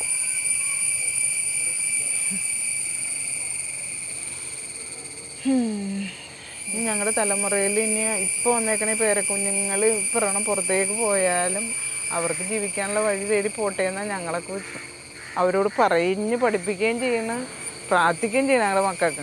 ഈ കുഞ്ഞുങ്ങളൊക്കെ ഇനിയിപ്പോൾ എൻ്റെ മോനൊക്കെ എവിടെ പോകാനായിട്ട് അവർക്ക് ഇവിടുന്ന് ഈ നാട്ടിൽ നിന്ന് പോയാൽ വേറെ ജോലി ചെയ്യാൻ പറ്റില്ല. വേറെ സ്ഥലത്ത് പോയി ജോലി മേടിക്കാനൊന്നും പറ്റുമെന്നല്ല. ഗവൺമെൻറ് ജോലിയൊന്നുമല്ല അവർക്ക്. അത്ര വലിയ ആൾക്കാരൊന്നുമല്ല. കഷ്ടപ്പെട്ട് അവർ ഓരോ ബിസിനസ്സുകൾ ചെയ്ത് അവരവരിവിടെ ജീവിക്കുന്നത്. മാർക്കറ്റിൻ്റെ പാലം തുടങ്ങി ഇങ്ങോട്ടുള്ള ഏരിയയിലുള്ള ആളുകളെ മുഴുവൻ അറിയാം. എല്ലാവരും ഒരാളും ഗവൺമെൻറ് ജോലിക്കാരല്ല മുഴുവൻ. ഇങ്ങനെ ചെറുകിട കമ്പനികളിലൊക്കെ ജോലി ചെയ്തും ചെറിയ ചെറിയ ബിസിനസ്സുകൾ ചെയ്തുമൊക്കെയാണ് എല്ലാവരും ജീവിക്കുന്നത്. അപ്പോൾ പിന്നെ നിങ്ങൾ മൊത്തം പോണ്ടേ, എന്നാൽ മൊത്തം അവർ അതങ്ങ് എടുത്തിട്ട് ഞങ്ങൾക്ക് എവിടെയെങ്കിലും നല്ല സ്ഥലം തരട്ടെ, ഞങ്ങൾ വീട് വേണത് താമസിച്ചോളാം. വീട് ഇപ്പോൾ വലിയ കൊട്ടാരത്തിലൊന്നും താമസിക്കണമെന്ന് ഞങ്ങൾക്ക് ഇപ്പം ഇല്ല. അങ്ങനെ ഇതിന്റെ തീരത്തെല്ലാം നിരീക്ഷണ പാത ഡൈക്കുവാൾ വേണമെന്ന് നമ്മ പറഞ്ഞിട്ടുണ്ട്. കാര്യം ഈ പുഴ തീരത്ത് ഇപ്പൊ നിങ്ങൾക്ക് ഈ വഞ്ചിയിലല്ലാണ്ട് ഇപ്പൊ വരാൻ പറ്റില്ലല്ലോ, പറ്റില്ല. പൊല്യൂഷൻ കൺട്രോൾ ബോർഡ് ഉദ്യോഗസ്ഥർ എങ്ങനെ ഈ പുറകു സൈഡിലേക്ക് വരും? ഇവിടെ ഒരു മലിനീകരണം നടക്കുന്നുണ്ടെന്ന് അറിഞ്ഞിട്ടുണ്ടെങ്കിൽ ഇവർക്ക് എങ്ങനെ വരാൻ പറ്റും? ഇവർക്ക് വന്നു കഴിഞ്ഞ ഒരു സ്റ്റാറ്റ്യൂട്ടറി സാമ്പിളിംഗ് എടുത്താൽ മാത്രമാണ് നിയമപരമായിട്ടൊരു നടപടി വരെ ഇവർക്കെതിരെ സ്വീകരിക്കാൻ പറ്റുള്ളൂ. അപ്പോ റെഗുലറായിട്ട് ചെയ്യണം എന്നല്ലേ ഇതിന്റെ നിയമം? എങ്ങനെ ഈ PCB നിരന്തരം മോണിറ്റർ ചെയ്യണമെന്നല്ലേ? 24 hours സർവൈലൻസ് സെന്ററാണ് ഇവിടെ ഉള്ളത്. അവർ ചെയ്യുന്നുണ്ടെന്ന് പറഞ്ഞാൽ അവർ ചെയ്യുന്നതെന്ന് പറഞ്ഞാൽ അവർ ചില പോയിന്റുകളുണ്ട്, അവിടെ വന്ന് ബക്കറ്റിൽ വെള്ളം എടുത്തിട്ട് പോകും. അവരുടെ ചില സമയങ്ങളിലൊന്ന് വെള്ളം എടുത്തിട്ടോ അത്തരം കാര്യങ്ങളൊക്കെയാണ് അവർ ചെയ്യുന്നുള്ളൂ. ഇപ്പൊ ഈ കമ്പനികളൊക്കെ ഇതിനകത്തേക്ക് മാലിന്യ നിക്ഷേപം നടത്തുന്നു. അത് ചെയ്യാതിരിക്കാനുള്ള കൃത്യമായ സംവിധാനങ്ങൾ നിലവിലുണ്ട്. അതായത് ഇവർക്കൊക്കെ ഇതിന്റെ ETP സംവിധാനം എല്ലാം ഉണ്ട്. അത് നടപ്പാക്കാതിരിക്കുന്നത് കൊണ്ട് ഇവർക്ക് എന്ത് തരം ലാഭമാണ് ഉണ്ടാവുന്നത്? ഇവർക്ക് ഒരുപാട് ലാഭമുള്ള കാരണം എന്ന് പറഞ്ഞിട്ടുണ്ടെങ്കിൽ അത് നടപ്പാക്കി കഴിയുമ്പോൾ മലിനീകരണം കുറയ്ക്കാനായിട്ട് ആവശ്യമായ സംവിധാനങ്ങൾ കൃത്യമായി പ്രവർത്തിപ്പിക്കണം. അതിനുവേണ്ട റോ മെറ്റീരിയൽസ് വേണം. ഇത്രയും കാര്യങ്ങൾക്കൊക്കെ എന്താണ്. പിന്നെ ചിലപ്പോൾ എന്ത് ചെയ്യാന്ന് പറഞ്ഞാൽ അവരുടെ പ്രൊഡക്ഷൻ കുറയും. മനസ്സിലായി? അവര് പിന്നെ ഈ പറഞ്ഞ വെള്ളം എത്ര എടുക്കുന്നുണ്ട്, വെള്ളം എത്ര പുറത്ത്, ഇതിന്റെ എല്ലാം കൃത്യമായ കണക്കുകൾ ഒരു കള്ളത്തരം നടക്കില്ല. അപ്പൊ അതാണല്ലോ ഇപ്പൊ ഇത് പൊതുമേഖലാ സ്ഥാപനങ്ങളാണ്, ഇതൊരു സ്വകാര്യ മുതലാളിയുടെ അല്ലല്ലോ. ഇതിനകത്ത് എന്തുകൊണ്ടാണ് ഇവർ ഈ ഇത്തരം മലിനീകരണം നടക്കുന്നുള്ള കൂടി നമ്മൾ ആലോചിക്കുന്നത്. കാരണം എന്ന് പറഞ്ഞിട്ടുണ്ടെങ്കിൽ അതിൽ നിന്ന് വ്യക്തിപരമായിട്ട് നമ്മളൊരു ലോജിക്കലി നമുക്ക് തോന്നണം എന്ന് പറഞ്ഞിട്ടുണ്ടെങ്കിൽ മലിനീകരണം നിയന്ത്രിക്കാൻ ആവശ്യമായ ഫണ്ടൊക്കെ അടിച്ചു മാറ്റിയിട്ട് അവർ ബന്ധപ്പെട്ട ഉദ്യോഗസ്ഥരോ ഇവരെ അല്ലെങ്കിൽ രാഷ്ട്രീയ പ്രധാന മേധാവികളോ അതൊക്കെ അവർ അടിച്ചു മാറ്റിയിട്ട് ഈ പുഴയിലേക്ക് സാധനം ഒഴുക്കി വിടണം എന്നുള്ളതാണ് നമ്മൾ അതിന് ശരിക്കും മനസ്സിലാക്കേണ്ടത്. അതല്ലെങ്കിൽ ഇവർക്ക് വ്യക്തികളുടെ അല്ലല്ലോ, നമ്മളെ ഗവൺമെന്റിന്റെ ആണല്ലോ. എന്തൊക്കെ ചെയ്ത് കഴിഞ്ഞിട്ടുണ്ടെങ്കിൽ ലാഭം ഉണ്ടാക്കാൻ അതെ അവർക്ക് വ്യക്തികളല്ല. അപ്പൊ അതെന്ന് പറഞ്ഞിട്ടുണ്ടെങ്കിൽ അഴിമതിയുടെ ഭാഗമായിട്ടാണ് അതൊക്കെ നടക്കുന്നതെന്ന് പറഞ്ഞിട്ടുണ്ടെങ്കിൽ.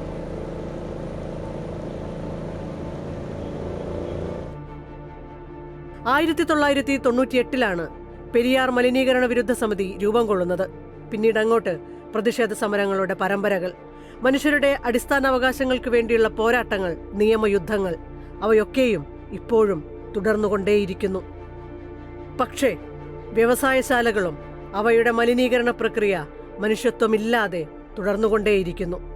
മലിനീകരണ നിയന്ത്രണ ബോർഡ് ഫാക്ടറികളുടെ മലിനീകരണ പ്രവർത്തനങ്ങൾ കണ്ടില്ലെന്ന് നടിക്കുന്നതും തുടർന്നുകൊണ്ടേയിരിക്കുന്നു. സർക്കാർ സംവിധാനങ്ങളും ഭരണകൂടവും വ്യവസായശാലകളുടെ ലാഭത്തിന്റെ പങ്കുകാരായും തുടർന്നുകൊണ്ടേയിരിക്കുന്നു.